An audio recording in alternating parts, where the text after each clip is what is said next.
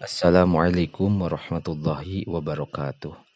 Bismillahirrahmanirrahim. Qala al-muallifu rahimahullahu ta'ala wa nafa'ana bi ulumihi fid dharaini amin ya Allah ya rabbal alamin. Yustahabbu disunatkeun naon as-safaru nyaba yaumal khamisi dina poe Kemis. Wa fil hadisi sareng eta tetep dina hiji hadis qallama kana sakedik pisan. Qallama sakedik pisan kana buktos saha Rasulullah sallallahu alaihi wa alihi wasallam yakhruju eta sok kaluar nabi ila safarin kana nyaba illa yaumal khamisi kecuali dina poe Kemis. Wa yakuna sareng bukti ieu yaumal khamis teh awalan nahari dina mimiti beurang. Wa fil hadisi sareng eta tetep dina hiji hadis Allahumma ya Allah barik muga ngabarkahan Gusti li ummati pikeun umat kami pi bukuriha dina isuk-isukna ieu nahar wa idza qadaita sareng di mana-mana nyumponan anjeun suglaka kana kasibuk anjeun farji mangka kudu balik anjeun bisuratin kalawan gancang wa qad waroda sareng nyata geus datang ieu hadis as-safaru ari nyaba qit'atun eta sapotong minal azabi tina adab yamna'u anu nyegah saha ahadukum salah saurang ti antara aranjeun ta'amahu kana kadaharan ieu ahad wa syarabahu sareng minuman saahad wa naumahu sareng sarena ahad fa idza qadha di mana-mana nyumponan saha ahadukum salah saurang ti antara aranjeun nahmatahu kana pamaksudanana ieu si ahad aya maksudahu tegasna pamaksudan si ahad fal ya'jal mangka kudu buru-buru ieu si ahad ila ahlihi ka ahlina ieu ahad wa idza ra'aita sareng di mana-mana ningali anjeun baldataka kana lembur anjeun fakul mangka kudu ngucap anjeun Allahumma ya Allah ij'al muga ngajadikeun Gusti lana pikeun urang sadayana biha kalawan ieu baldah qororon kana katentraman wa rizqan sareng kana rizki hasanan anu sae Wakul sareng kudu ngucap anjeun ibuna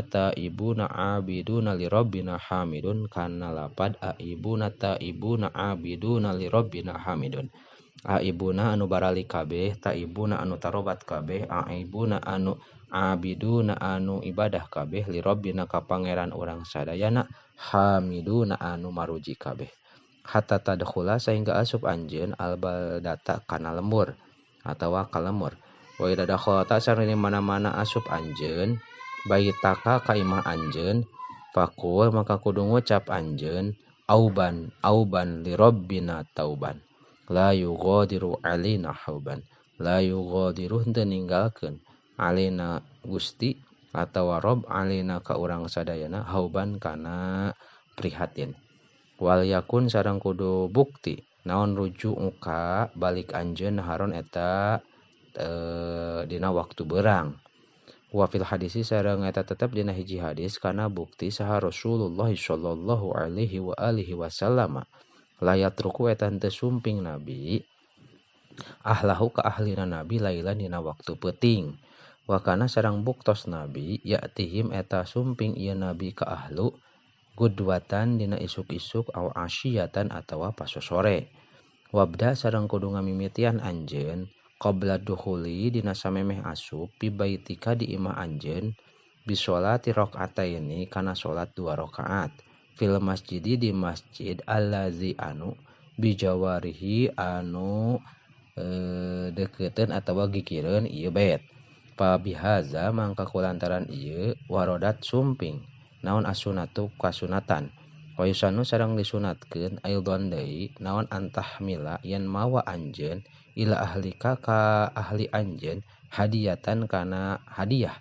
li annal ayuna karena sayaktosna pirang-pirang panon tamtaddu eta sok mencorong ieu ayun ilal qadimi ka jalma anu datang minas safari ti nyanyabaan payustahabu mangka disunatkeun naon taprihuhum ngabungahkeun ieu ahli kata zukiro sehingga dicarioskeun fil hadisi dina hadis naon annahu sayaktosna jalma ilam yajid eta di mana-mana henteu manggihan ieu si eman sayan kana hiji perkara bal yadha mangka kudu neundeun ieu si eman pi mihlatihi dina wawadahan si man hajaron kana batu. Wallahu a'lamu bishawab.